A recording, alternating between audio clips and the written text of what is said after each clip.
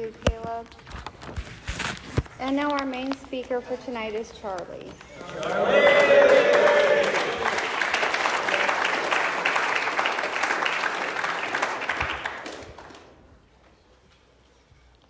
Forgot I was doing this for a while.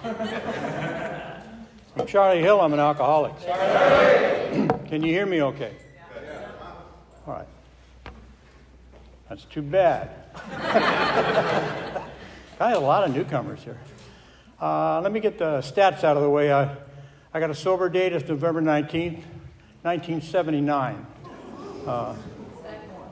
Personal best for me. And I got a sponsor. His name's Marty S. He got sober in the Pacific Group in Clancy's backyard when he was 15. And he's 63, and he's got 48 years of sobriety. It's ridiculous. I got a home group. It's called what is it called? A Living Sober Group on Mondays in Cape Coral. And we meet there at 10 o'clock in the morning. If you want to come down, please do so. I drove up here. I'm going to complain for 2 minutes. Last time I came up here, it took me like 3 hours maybe. And this time I left at 1:30. I thought I'll get here in plenty of time. And I got here just in time to put this suit on. It was a 5-hour drive.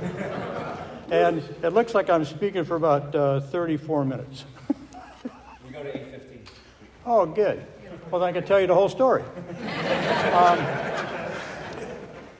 What else can I say? Oh, first off, I have allergies. I have allergies bad. And so I get a little dry in the throat, so I'm going to play our national anthem.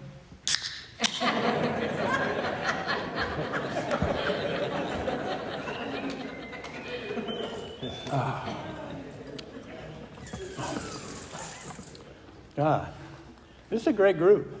I was going to give like the history of AA, but I'm not going to. Because when I was new, I've been new 3 times. I have 3 sobriety dates. So I know some stuff that doesn't work, and I know some stuff that does work. So what I'm going to do is just blast right into it. And just, first off, if you're new here, welcome, welcome, welcome. This is the best thing you could possibly do. This is the most fun you can have with your clothes on. It's just amazing. It's anything you think you're going to get out of being here for a long time, don't even bother writing it down, because you're just going to sell yourself short. I can absolutely say that. I'll tell you first off, I love each and every one of you. I don't know if I like you, because I don't know you that well, except for Chris and Dave, of course. But I love you. And what it means is that we have a common denominator. There's a thing in here we call identification. And when I was new, they told me that, we don't drink, we don't do no dope. Stay close to your people. And then he said, these are your people. These are your people.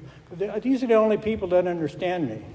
You're the only ones that understand why I would take a drink at the worst possible moment after swearing to my kids that I was going to be there and then having to give that pitch again. I'm sorry, I'm so sorry. I never meant to do that. Why would I pick up that drink? I don't know. Why would you stand in front of the 7-Eleven? God, I got sober. They didn't have 7-Elevens. It's embarrassing.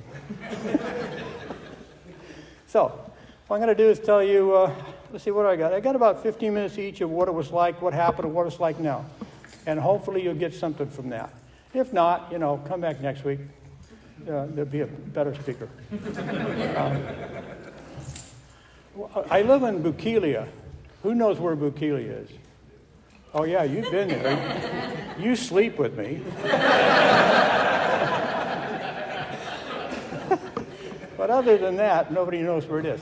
But if you went to Cape Coral and you took a right and you just drove until there was no more road and you had to get on a boat, look to your left. We're in the blue house.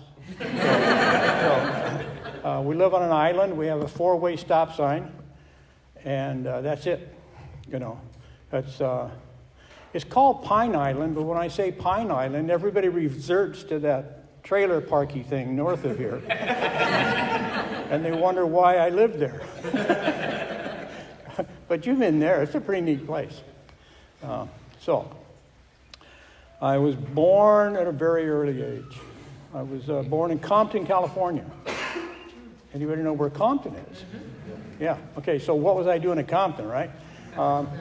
My dad was a drunk. My dad was a blue-collar guy, truck driver, a glazier, put windows in, stuff like that. But he was a drunk, a Jekyll and Hyde guy. He was very charming out there. Everybody loved him. But when he came home, we got the other side. So that was because I had that experience, I should never have become an alcoholic. Because I swore as a little kid that I would be nothing like my dad.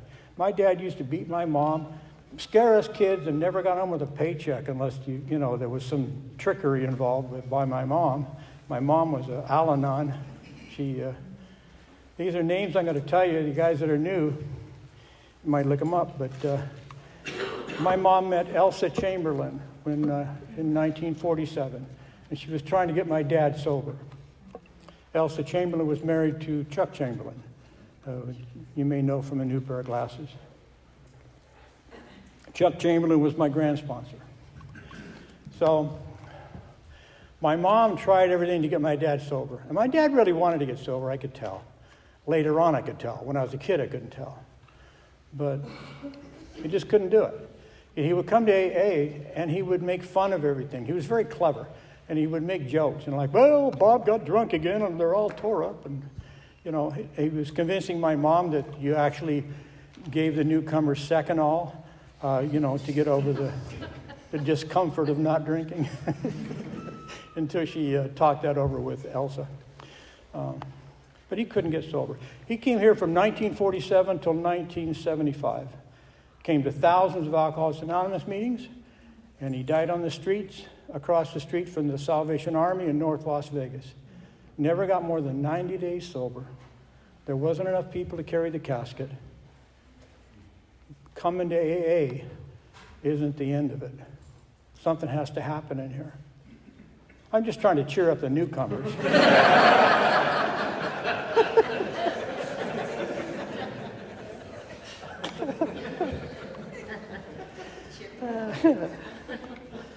So I don't know why I got it. But the reason I brought that up is I just wanted to tell you a little bit about my childhood. My childhood sucked. It really did. And we always moved at night, and I always thought it was because it was easier to get help. Then we lived all around Southern California, then we wound up going to Nevada, and we lived in my uncle's homestead. And the homestead out west is a little tiny 400 or 500 square foot, usually cinder block. And if you lived there for 5 years, they would give you the 5 acres around it. So it was a pretty good deal. So my dad got this free house, and he drank it away. Somehow we had to move. I don't know how you move it. We had to move. And when we first moved there, we didn't have any electricity, no running water. The toilet was out back. In fact, I learned how to light a lamp, the little oil lamps.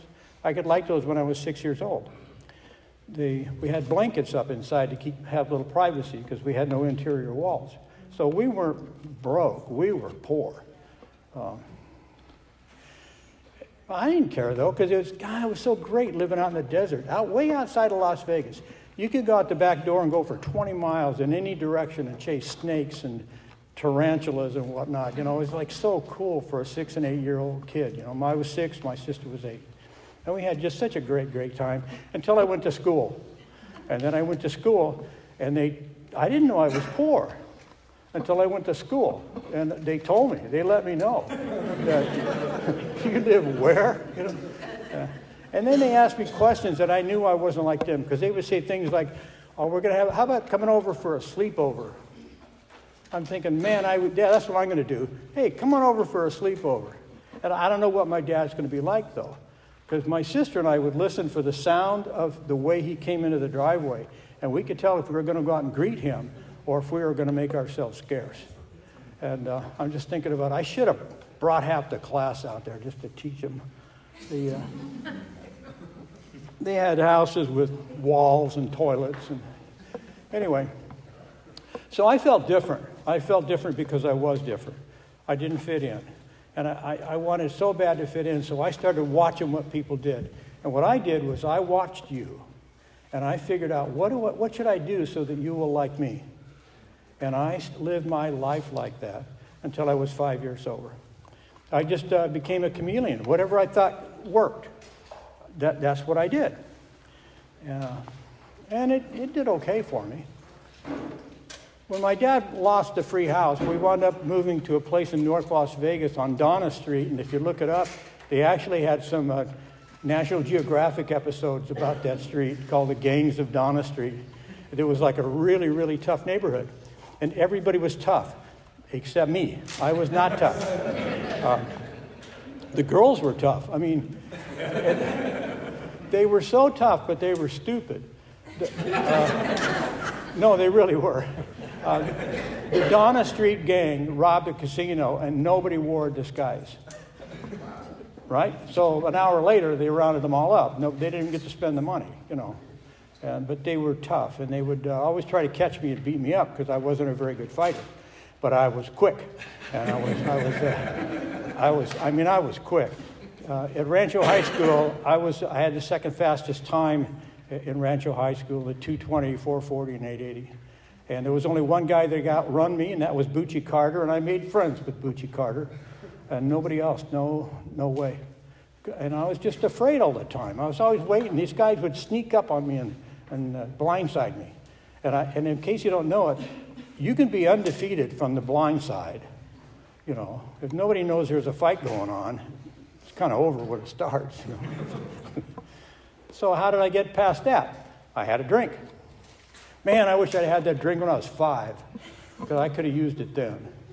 But in junior high school, I had a drink, and it was a dance, and these guys said, "Listen, we're going out in the parking lot. Come on out." So I went out, and there was two guys, and we were passing around a bottle of 10 High whiskey. See, people are nodding. Only alcoholics remember their very first drink. Normal people don't. But it was 10 High whiskey, and passed it around, and I drank it. First drink did nothing. Second drink did nothing. The third drink qualifies me to stand up here and talk to you tonight. On the third drink, just like that. The third drink got me. The third drink, I felt like I'd been holding my breath my whole life. And all of a sudden, and so I had another drink. We passed that bottle around. And I'm standing here with two guys that I was afraid of a couple of minutes ago. And now I'm looking at these guys and I'm thinking, you know, these guys are lucky I'm here. These guys. Oh my goodness. We went back in the dance, and there was this one guy that used to sneak up and thump me. And he was standing by the door, and he was giving me the mad dog look, you know, like that. And I looked at him, and I just looked at him and went, "What are you looking at?" Just like that. And he goes, "What?" Because he wasn't used to me talking like that. I said, "You heard me. What are you looking at?" And he said, "Nothing," you know, like I stumped him. And I said, "Yeah, that's right." And I went on into the dance.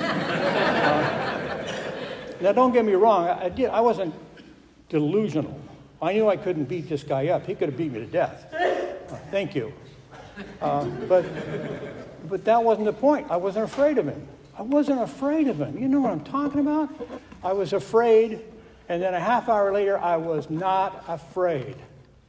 Wow. Alcohol is an amazing drug. I think alcohol saved my life. I think if I'd have had to go through high school feeling the way I did before I had those drinks in that parking lot, I would have taken myself out. But I had alcohol. And alcohol lubricated the wheels, and I was able to interact with people. And I got really good at that girl thing. And I went and asked a girl to dance, and she said no. And that used to crush me. I asked a girl, she said no. No big deal. I asked another girl, and she said yes. And I got so good at that I spent 6 years in high school because of it. I got a junior pregnant, and we didn't have baby mamas back then, so we got married. And then a year later, we got divorced, and I went back to high school as a divorcee paying child support. Which it wasn't a big deal at Rancho High School. We had daycare. But I I finished up high school. I got out of high school, got in trouble with the law. Back then, if Vietnam was going on, and people from that era know what I'm talking about, if you got in trouble and you went ahead and joined the military, they would make it go away. And that's what I did. I joined the military to avoid a year in the county jail. I joined the Army. I wanted to join the Air Force because they weren't doing anything, but I couldn't get in. And then I decided to join the Navy. I was living in the desert. I didn't think I would like it. And the Marines were too excited about me joining, so I didn't want to join. So I joined the Army. And I liked it. I got married to another girl out of Rancho High School, went off, did my military time in Europe along the Czech border in a helicopter unit, and I really liked the military. I got out of that, went back to Las Vegas, Nevada, and became a dice dealer. And if you're not done drinking, you might want to try that, because it's the one thing you can do. And they don't care if you're drunk. You know, if you can deal a dice game, they'll let you. Just if you show up on time and put in the whole 8 hours, they don't care if you're drunk. And I did that, and I got really good at it.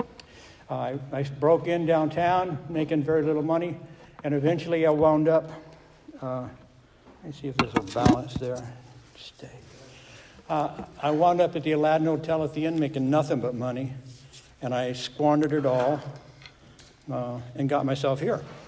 So let me get this clock here going. Oh, yeah. So I kept getting married and divorced. The problem with me is I interview well. So, like, if you had what I wanted, you may as well just give it up, because I'm just going to be wonderful until you do.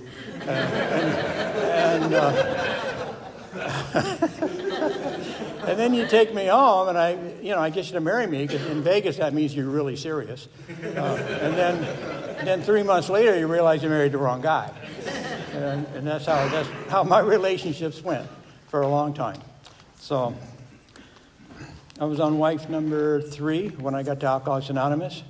I was out of my mind. I was making hundreds and hundreds of dollars every day, but I could not drink. I could not drink. When I tell you this story about swearing that I was going to be there, that was me. I had all these ex-wives, and the ex-wives somebody else was raising my kids. And now I'm going to get to go see them.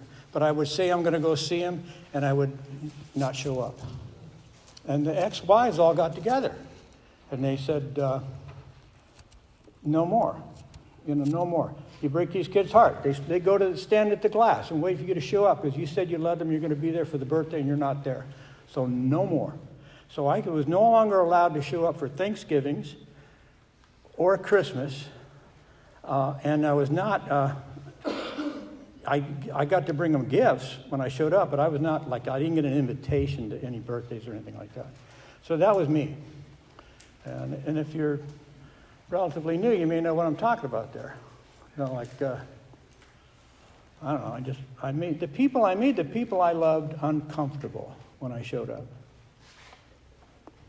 So anyway, I made a deal with them. I made a deal with my ex-wives that I was going to be there for Christmas at my house, and she could bring the kids, and I would bring gifts. I would make gifts. I was going to put bicycles together and do all of that.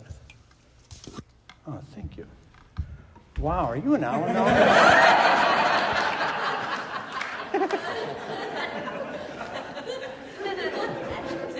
How easy was that? Okay, so anyway, I convinced them all I was going to that I could get my kids for Christmas, 1978, and they went for it. And to prove it, I joined A&A. I went down and joined A&A on the 11th, on the 11th, the 11th of December. And I'm going to be sober Christmas Day. So I'm going to get my kids on Christmas Day. Oh, man, I couldn't wait. And I started putting bicycles together, and I bought gifts and all that stuff, and I was so ready for it. But they kept checking on me. Like they would call, say, how you doing? I'm fine, all right? I said I'd be there. I'm fine. And you know how it is with 14 days? My nerves are rubbed raw. They're just, I'll be there. And Christmas Eve, I'm putting the gifts together for my kids to show up the next day. And somebody came by with some Scotch whiskey, which is my drug of choice. And I took a shot of Scotch whiskey just to take the edge off, man. You could have put a lie detector on me and asked me, and I would have said that, and the needle wouldn't have moved. And I took a shot of Scotch whiskey, and I don't remember Christmas. I did something bad because I didn't get to see 2 of those kids for 8 years. I don't remember New Year's either, or Super Bowl, or Valentine's Day. I went on a blackout, blind drunk runner, till May 25th of 1979. And then I came back into the program. I came back in, I said, man, you guys are right. First drink gets you drunk. And I became a crazy person in AA. I would be the guy that had all the literature, and it was all highlighted and underlined, and I went to 4 meetings a day and drank coffee, and I was just like 90 dances in 90 days. I was out of my mind. I was like 3 meetings a day minimum. And I did pretty good at it. And then what happened was, after a couple months, somebody gave me a job. And then, of course, I dropped some meetings. And then now I got a car, and I got some responsibilities. I got back in the big bedroom with the wife. And so now I'm only going to 1 meeting a week. So I went from 3 a day to 1 a week in a matter of 4 or 5 months. And then I missed a meeting. But if you're only going to 1 meeting a week, if you miss a meeting, that's 2 weeks. You know how it ended. I went to a friend of mine's house that I was in the Army with. And I went over there just to show him how well I was doing. I had a good job. I bought a brand new Lincoln. And it was 23 feet long.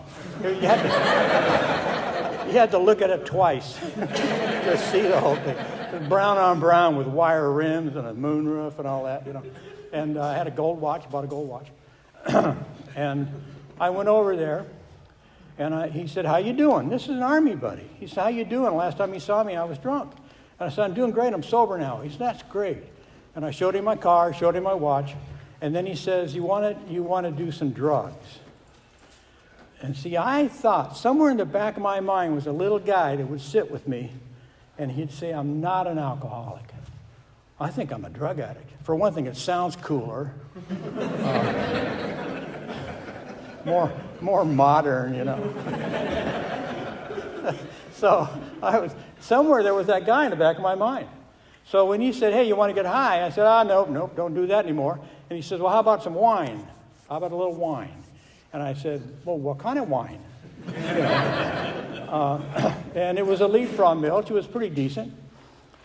And see, I got to tell you, I never considered wine a drink.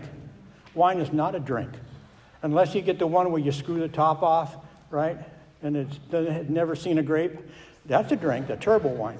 But the kind of wine where they pop the cork and they sniff it, and they swoosh it around. Oh, it's a Beaujolais with a hint of sadness or something. Shut up. You know, wine is bong water.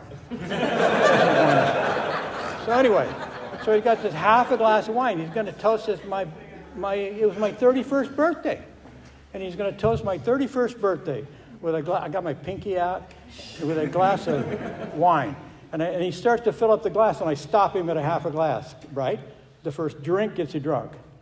I'm having a half of a drink, and it's wine. So I finished it, and it got out to my fingertips, and you know where that went. Oh man, I wanted to finish the job, and that's all he had was that one bottle of wine. So I left, and I went and bought some going away pills, and bought myself a bottle of Chivas Regal. And 12 hours later, I destroyed my life. I lasted 12 hours. 12 hours later, I made a left-hand turn in the rain in front of the world's ugliest car. I destroyed my brand new Lincoln. I had phonied up the documents to buy that Lincoln. It didn't have any insurance. Now I owe the finance company for the new Lincoln. I call up my boss, tell him I'm not going to make it. He says, you're drunk. And he fired me. And I said, oh, man. Now I'm standing in this phone booth, or semi, the kind of sticks on a wall. And I called up my wife. I said, man, I need a ride home. And she says, you're drunk. I'm changing the locks. In 12 hours, I lost my car, my job, my money, my wife, and where I lived. I'm standing in my wardrobe. It's over. There's nobody's going to take my call. And it happened from a half a glass of wine. And at that moment, the mystery was over for this guy. Well, I can't drink wine. I know that.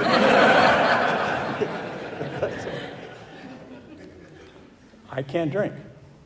I cannot drink alcohol in any form. I'm absolutely an alcoholic, first and forever. I'm an alcoholic. I cannot drink successfully.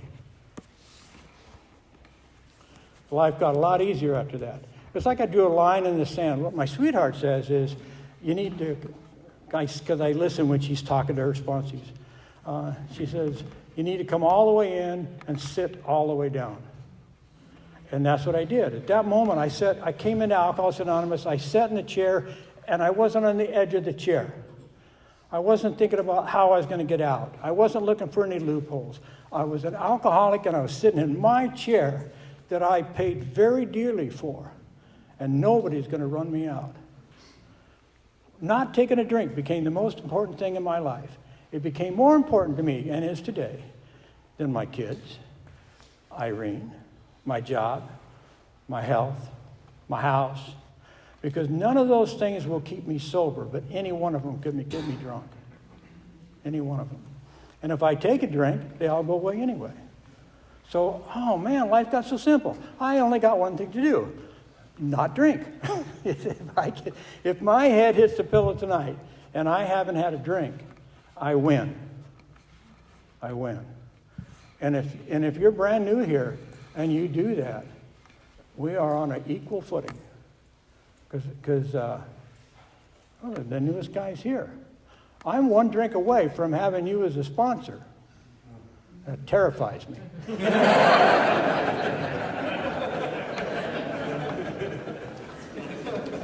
So then I really came into Alcoholics Anonymous, and I started listening to people. I listened to what you said, and I started watching your eyes. And I started seeing if your eyes matched what you were saying. Because one thing about people in Alcoholics Anonymous, you can't smoke these people. You go ahead, bring it. You know, we can spot it. You can spot it. If I'm up here telling you a story of some kind, you can tell. You can tell. I've heard speakers and gone, why? Because we've lived it. We've lived it.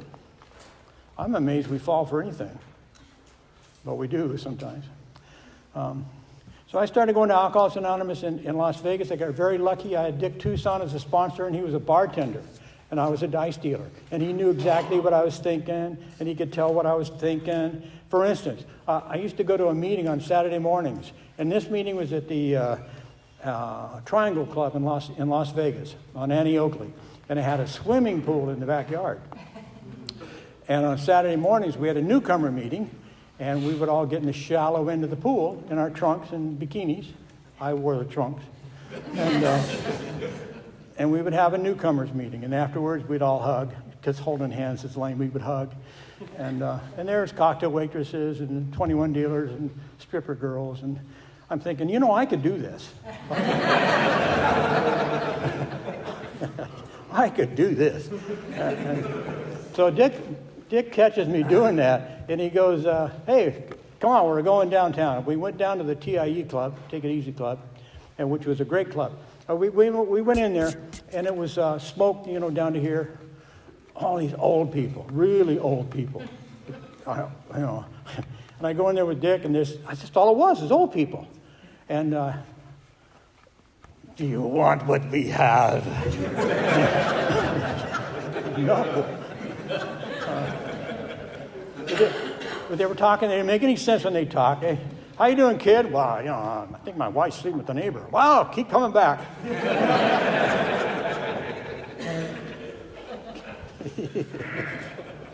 Just got to hang on. You need to let go. So I'm hanging on to my sponsor, and I'm listening to these guys talk, and and every time I said something I thought was serious, they would just laugh at me. And after the meeting, he says, what do you think of them? And I said, I did not like it. I want to go back to the pool. And he says, that's your problem. He says, your dad, because he knew my story with my dad. He says, your dad came here for all them years and never got more than 90 days.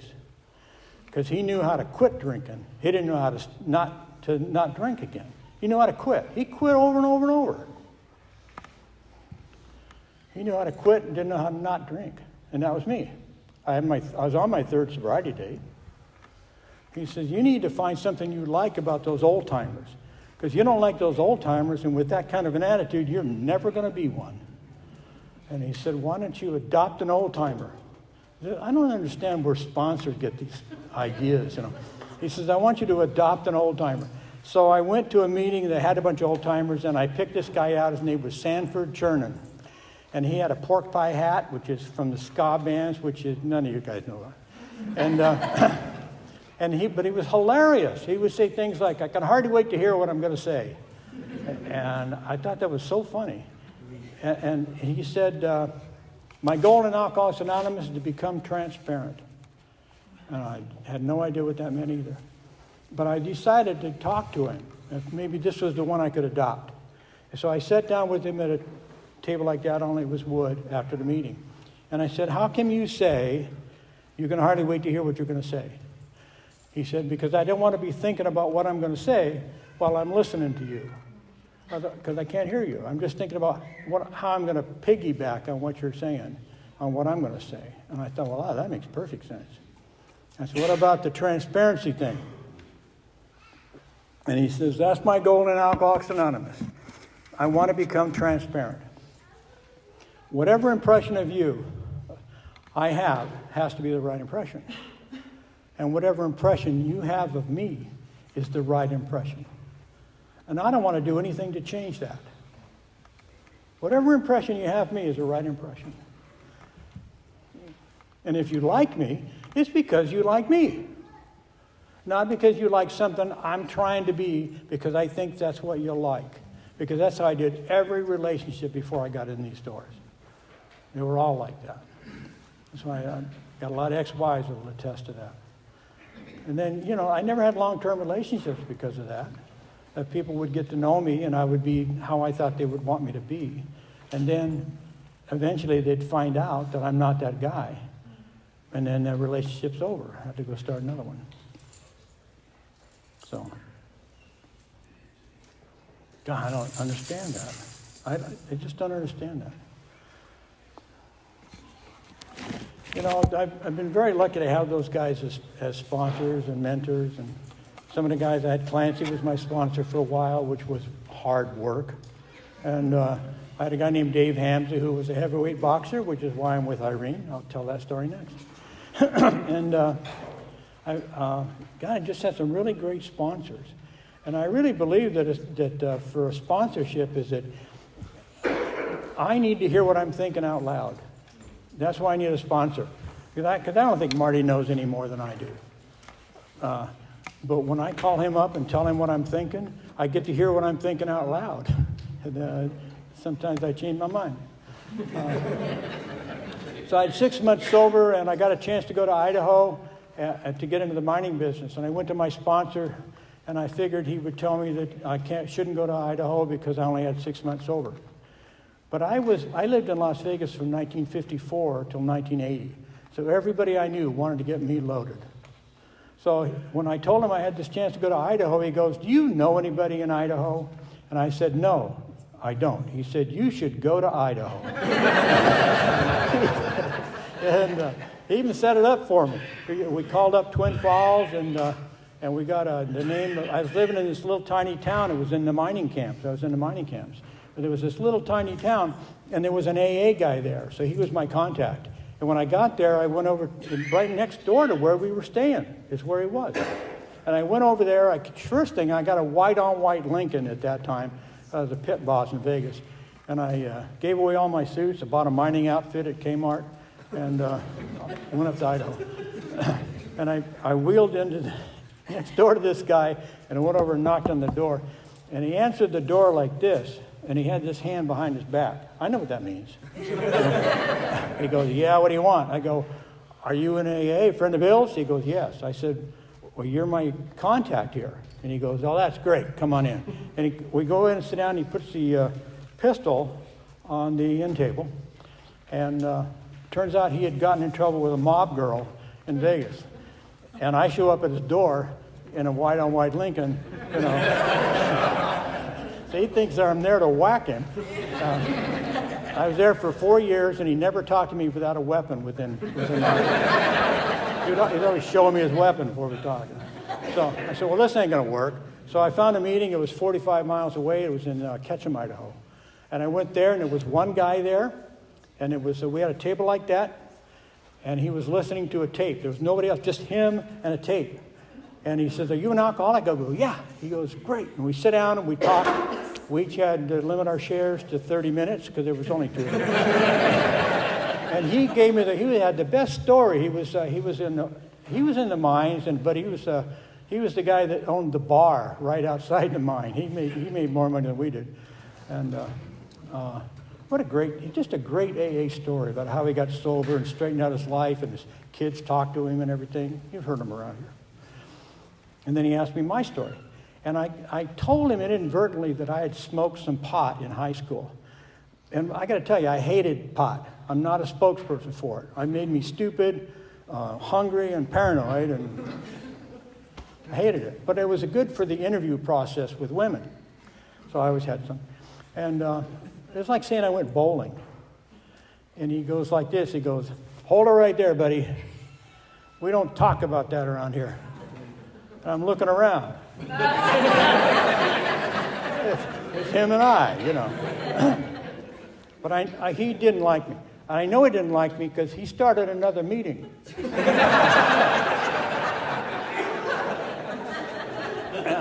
Yeah, he didn't tell me where it was. I found out from somebody else. It was at the hospital in Sun Valley. So I go and run over and I start talking, and I said, hey, how you doing? And we started talking, and we broke through that. And he says, so where you at? I said, I'm up in the mining camp. He says, I got something for you. And he gave me 5 cassette tapes. Here's some more names to look up. And it was Johnny Harris, Norm Alpe, Sybil Corwin, Chuck Chamberlain, and Clancy. And those were the 5 cassettes that I had. And everywhere I drove in Idaho, I would listen to those cassettes over and over and over again. And those guys did one thing. They always talked about the miracle of Alcoholics Anonymous. They talked about what you do with taking the steps, how you get to pass it on, and that's how you get it. I just gave all those. They didn't get up and swear or anything like that. And they absolute respect for the program of Alcoholics Anonymous. And I hope I've done that tonight. I don't want to give anybody the wrong impression about AA or embarrass the guys that asked me. But those guys did that, and that was my basis in Alcoholics Anonymous. That was my foundation. And I got rich and then went broke in Idaho. I got rich and bought an airplane, first thing. Because, I grew up I was born in Compton. What am I supposed to? I came here in my own airplane. I flew to meetings. And then I went broke, and I limped out of town and wound up in Reno, Nevada. And I got my wife. I married a wife in Idaho, because when I had money, she liked me.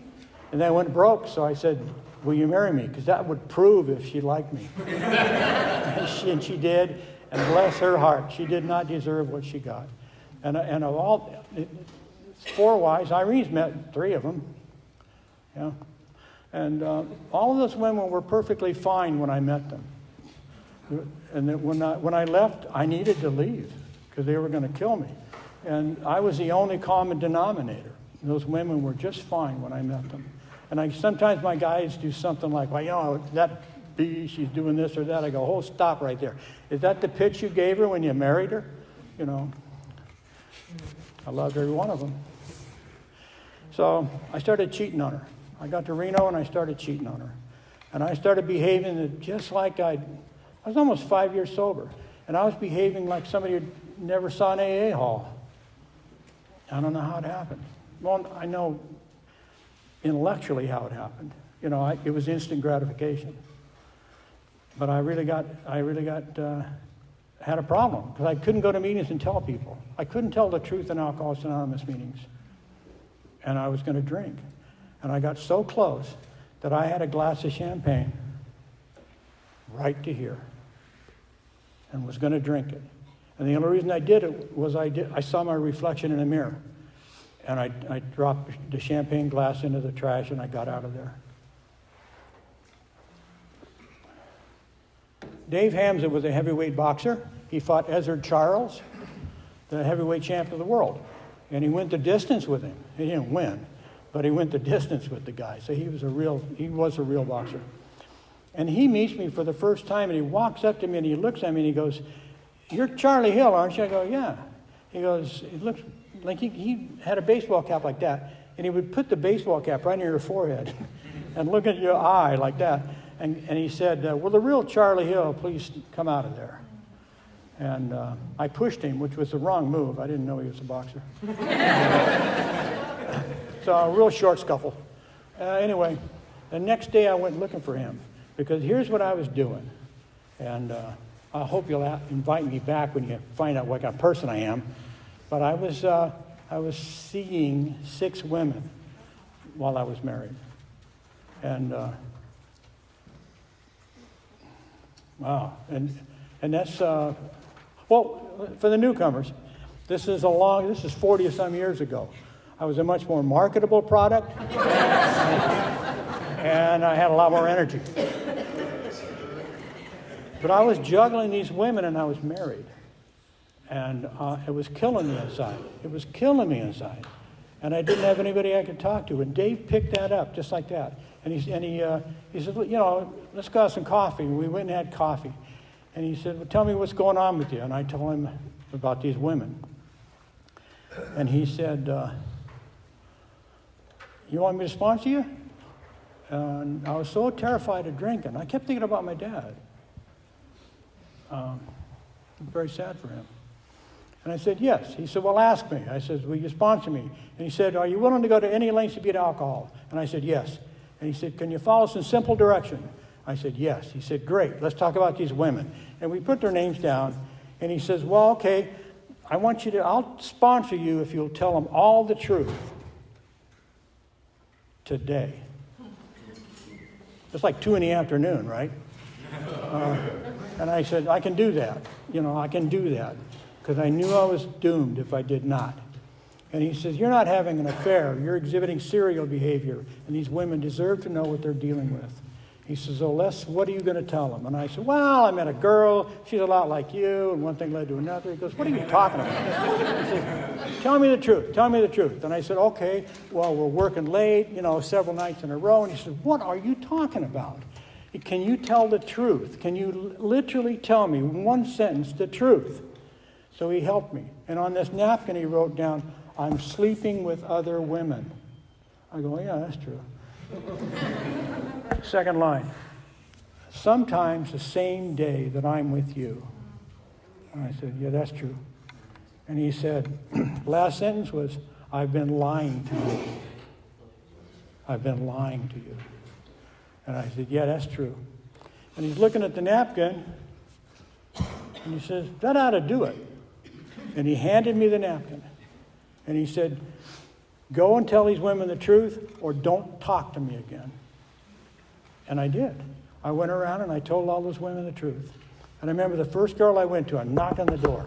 And she said, "Oh, come on in." And I said, "No," because I knew I had to do this on the porch. And I'm looking at her. I go, "I've been sleeping with other women." She's looking at me. I said, "Sometimes the same day I'm with you, I've been lying to you." And she goes, "Well, what do you mean?" I go, "Well, I met this girl." I said, no. And I read her the napkin again. I read it twice. And I went around that day, and I went to every woman, including my wife, and I read that message. And at the end of that day, I had no more lies. I also didn't have any big relationship problems either. I didn't have any relationships. They all gave me the boot. But the last person I went to, I can tell that's all right. The last person I went to was Irene. And I knocked on the door, and she said, "Hi." And I go, "Here, read this." I was so exhausted that I just said, "Here, read this." And I just laid down on the floor. And she reads it, and she looks down at me, and she goes, "We're a lot alike."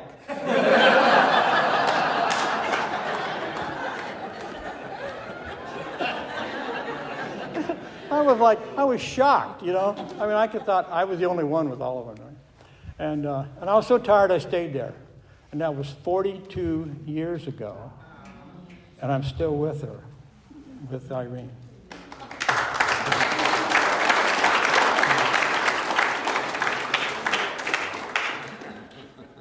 And in case you're thinking about, you know, hooking something up with us, those days are long behind us.